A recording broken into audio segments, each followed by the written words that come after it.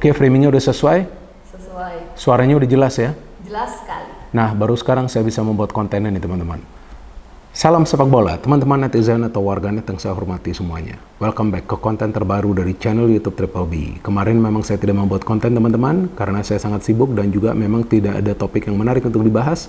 Tapi di konten terbaru hari ini, saya ingin membahas tentang 15 pemain dari Timnas Indonesia yang sekarang bermain di luar negeri, yang siap tempur untuk pertandingan Timnas Indonesia lawan Arab Saudi pada tanggal 5 September nanti, yang merupakan pertandingan pertama Timnas Indonesia di round 3 babak kualifikasi Piala Dunia tahun 2026 zona Asia. Artinya untuk pertandingan pertama minimal timnas kita bisa mendapatkan 1 poin. Dan menarik untuk membahas topik ini karena sekarang ini kita tidak boleh lupa bahwa ada belasan pemain kita yang bermain di luar negeri. Tentu dengan begitu banyak pemain yang bermain di luar negeri juga meningkatkan level permainan dari timnas Indonesia. Apalagi pemain-pemain yang sekarang bermain di Eropa, termasuk Marcelino Ferdinand yang sudah gabung ke Oxford United dan akan bermain di Liga Inggris. Tentu ini adalah kabar baik bagi kita semua karena juga kita berharap semakin banyak pemain kita yang memang bisa bermain di Eropa. Dan juga bukan saja berlatih di sana, tapi juga mendapatkan menit bermain. Artinya bagi Marcelino, dia juga harus bisa fight untuk mendapatkan tempat agar mendapatkan menit bermain ya minimal 45 menit lah dalam setiap pertandingannya, walaupun dia akan membutuhkan waktu untuk bisa beradaptasi dan masuk ke first team. Tapi paling tidak dengan dia gabung ke Oxford United, tentu itu memberikan harapan bagi dia untuk bisa berkembang. Karena kita tahu dia adalah pemain muda yang masih harus belajar untuk bermain secara lebih kolektif. Karena kita tahu bahwa Marcelino adalah pemain yang gemar melakukan dribbling. Nah kalau bisa, sekarang dia lebih fokus lah untuk bisa passing, cari posisi, shooting, dan tentunya bisa melakukan finishing dengan baik. Karena kita tahu di Timnas Indonesia, Marcelino sering ditempatkan oleh Shin Tae-yong untuk bermain sebagai salah satu penyerang sayap. Bahkan di pertandingan terakhir Timnas Indonesia lawan Filipina, Marcelino dimainkan sebagai striker palsu dan ternyata bisa juga mendapatkan 2 peluang untuk mencetak gol tapi gagal melakukan finishing. Artinya Marcelino pun harus juga nanti bisa mengasah kemampuannya untuk melakukan finishing pada saat memang sekarang kita belum juga mendapatkan striker baru, dan juga kita tahu bahwa pemain-pemain yang sekarang berada di skuad dari Timnas Indonesia sering gagal melakukan finishing, padahal peluangnya itu ada loh teman-teman. Contoh ya, di pertandingan terakhir lawan Filipina, kita ada sampai 8 atau 9 peluang emas loh. Ya memang kita bisa menang, tapi kan seharusnya kita bisa mencetak lebih banyak gol lagi. Betul, kita bisa mendapatkan 3 poin, tapi seandainya timnas kita atau para pemain dari timnas kita itu bisa melakukan finishing dengan baik dan secara konsisten, seharusnya lawan Irak pun kita gak kalah. Karena lawan Irak itu kan di pertandingan babak pertama kita bermain sangat baik kan, kita bisa menciptakan banyak sekali peluang. Anyway, ini adalah pertandingan yang penting bagi Timnas Indonesia dan saya pikir dengan hadirnya begitu banyak pemain yang bermain di luar negeri, itulah yang merupakan kekuatan inti dari Timnas Indonesia. Apalagi mereka yang merupakan pemain diaspora Indonesia yang sekarang sudah menjadi bagian dari Timnas Indonesia dan belum termasuk Alkan Begot loh. Ya kan, seandainya Alkan Begot ini juga dipanggil, artinya kita akan punya sekitar 16 pemain yang bermain di luar negeri. Dan memang ada juga pemain yang bermain di Liga ASEAN ya, seperti Asnawi Mangku Alam, Jordi Amat, tapi itu juga bukanlah liga yang buruk kan, seperti Malaysia dan juga Thailand, dan juga Jordi Amat bahkan dengan klubnya sering bermain di Asian Champions League ya, itu tentu juga memberikan jam terbang bagi dia. Dan Asnawi juga kita tahu timnya nanti akan bermain di Asian Champions League 2 dan satu grup juga dengan Persib Bandung ya, Port FC ya, kalau nggak salah klub dari Asnawi ya. Dan kita tahu ada juga pemain seperti Tom Hai yang kita masih nunggu nih klub barunya dia kemana ya nanti ya, dia akan bermain di mana. Ada juga Justin Hubner yang kabarnya kembali lagi ke Wolves, ada Ivar Jenner, ada juga Rafael Strijk, ada Ragnar Ortmangun, ada Kelvin Verdong. Banyak sekali pemain-pemain yang sekarang bermain di luar negeri dan kemungkinan besar akan bertambah nih bulan depan. Karena kan berita terakhir yang memang kita dapat update-nya bahwa PSSI sedang menyiapkan pemain baru yang akan dinaturalisasi. Dan kemungkinan posisinya adalah di lini depan. Artinya striker baru. Nah itu juga yang kita butuhkan. Karena seperti yang saya katakan tadi, finishing ini menjadi salah satu kelemahan dari timnas kita. Dan feeling saya dengan begitu banyak pemain yang sekarang bermain di luar negeri dan juga mayoritas di antara mereka mendapatkan menit bermain, ya, tentu inilah yang memberikan rasa optimisme kepada Shin Tae-yong. Maka itu dia juga mengatakan bahwa yang dia menargetkan adalah timnas kita bisa mengakhiri perjuangan di round 3 dengan berada di zona untuk bisa lolos ke round 4. Ya, artinya memang Shin Taeyong juga optimis bahwa timnas kita bisa lolos ke round 4 seperti yang berkali-kali saya katakan. Bahwa gak ada salahnya juga dong kita merasa optimis. Dan oh ya, belum termasuk juga Martin Paes loh. Martin Paes kan sekarang juga sudah bisa membela timnas Indonesia. Nah, artinya jika nanti ada Martin Paes juga dan nantinya, we never know, Elkan Bagot dipanggil kembali, kita akan punya 17 pemain yang bermain di luar negeri. Nah, inilah yang tidak pernah kita menyangka sebelumnya kan. Bahwa sekarang timnas kita dipenuhi oleh pemain-pemain yang bermain di luar negeri. Dan memang itulah yang harus dilakukan oleh para pemain. Apalagi mereka yang sekarang bermain di kompetisi domestik kita. Jika mereka mendapatkan kesempatan bermain di luar negeri, saya pikir mereka harus mengambil kesempatan tersebut. Dengan catatan juga, nanti mereka harus fight, ya kan? Harus juga berjuang agar bisa mendapatkan tempat di tim inti. Dan memang tidak mudah, tidak ada yang mudah di hidup ini. Tapi ya itu adalah bagian dari struggle yang harus mereka jalani agar mereka bisa menjadi pemain yang lebih baik lagi.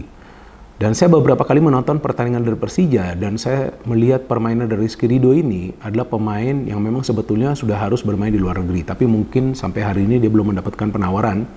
Tapi saya melihat pemain ini sangat tenang ya, dia bisa bermain sebagai koordinator di lini pertahanan untuk mengorganisir permainan di antara rekan-rekan yang lain dan dia pemain yang sangat tenang, bahkan sekarang dia sudah menjadi kapten tim dari Persija Jakarta. Jadi ya pemain seperti inilah sebetulnya menurut saya layak bermain di luar negeri. Dan saya pikir jika dia juga bermain di luar negeri itu juga yang akan membentuk juga mentalitasnya dan tentu fisiknya yang bisa lebih kuat lagi. Karena kita tahu lah cara berlatih di luar negeri itu kan beda. Kalau memang nggak bisa ke Eropa, ya saya pikir gak ada salahnya juga kalau nanti bermain di Jepang atau Korea atau mungkin juga ke Thailand. Thailand juga kan kita tahu liganya bagus ya, sangat kompetitif. Bahkan klub-klub Thailand itu sering bermain di Asian Champions League. Jadi teman-teman, dengan begitu banyak pemain yang bermain di Eropa juga, mereka nanti akan bisa langsung berangkat ke Arab Saudi. Jadi tidak perlu juga datang ke Jakarta dulu. Dan itulah yang akan memberikan mereka recovery time yang lebih banyak. Dan yang saya baca beritanya kemungkinan mereka tanggal 1 September sudah akan berada di Arab Saudi. Dan kita tahu FIFA Matchday itu baru dimulai pada tanggal 2 September. Artinya masa persiapan ya, sebelum nanti pertandingan pada tanggal 5 September.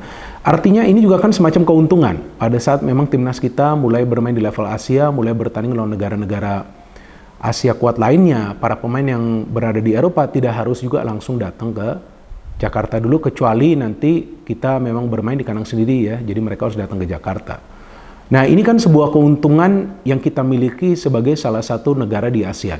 Iya dong, kalau kita lihat di Malaysia, di Vietnam, kemudian di Thailand, kan tidak begitu banyak pemain mereka yang bermain di Eropa. Betul, faktanya kita punya banyak pemain keturunan Indonesia, tapi itu juga kan tidak menyalahi aturan dari FIFA dan juga tidak menyalahi aturan dalam negeri kita. Dan saya pikir Shin Taeyong juga akan menyiapkan sebuah strategi untuk juga membuat timnas kita bermain lebih kompak lagi. Karena nih, kita akan bermain away lawan Arab Saudi. Jadi pada saat bermain away, saya pikir gak ada salahnya juga bermain sedikit defensif untuk juga mengatasi pressure dari para pemain tim lawan. Karena pasti para pemain Arab Saudi itu all out. Dan jangan lupa juga dengan begitu banyak pemain kita yang sekarang bermain di Eropa dan juga tentunya berlatih di sana untuk waktu yang cukup lama. Ya inilah yang sekarang kita perlukan, permainan yang sedikit fisikal, permainan yang agresif. Pada saat kita menonton sebuah pertandingan sepak bola dari layar televisi, kita mungkin tidak pernah melihat betapa agresifnya jalannya pertandingan tersebut. Tapi pada saat kita melihat langsung di dalam stadion, kita bisa melihat bahwa sebetulnya permainan di Eropa itu juga agresif. Saya pernah beberapa kali nonton di Eropa, walaupun level klub. Itu agresif banget teman-teman. Pemain-pemain yang selesai bermain tuh pasti pada baret-baret tuh. Kalau nggak tangannya, kalau nggak lututnya. Karena memang fisikal sekali, mereka bermain agresif. Ada juga yang namanya body charge, ada juga tackling, ada juga pressing. Bermacam-macam cara lah yang akan mereka lakukan untuk mengganggu flow of the game dari para pemain tim lawan. Maka itu kan, berkali-kali Shin Taeyong selalu mengatakan bahwa kalau mau bermain at the top level, ya kalau bagi kita di level Asia lah ya, itu para pemain harus punya fisik yang kuat. Diimbangi juga dengan stamina yang prima. Maka itu, dia selalu menyiapkan menu latihan fisik yang ekstra keras agar para pemain itu siap nanti bermain di atas lapangan agar mereka tidak cepat lelah. Nah ini kan sesuatu yang baru, diimbangi juga dengan strategi permainan yang meminta para pemain itu harus pertama-tama fokus untuk bagaimana mengganggu irama permainan dari tim lawan. Kemudian pada saat mendapatkan bola, main yang namanya itu transisi cepat. Nah itulah juga bagian dari game plan tim-tim besar di dunia saat ini. Contoh, timnas Argentina yang menjadi juara dari Piala Dunia dan juga Copa America, mereka bermain dengan cara seperti itu. Jerman sebetulnya sekarang bermain dengan cara seperti itu. Pressing dulu, main transisi. Pressing, main transisi. Dan itu menjadi bagian dari kunci permainan sebuah tim untuk bisa mendapatkan hasil akhir yang positif, apalagi pada saat bermain away. Nah, yang saya harapkan nanti akan semakin banyak pemain-pemain kita yang bermain di liga domestik bisa bermain di luar negeri untuk kemajuan mereka sendiri.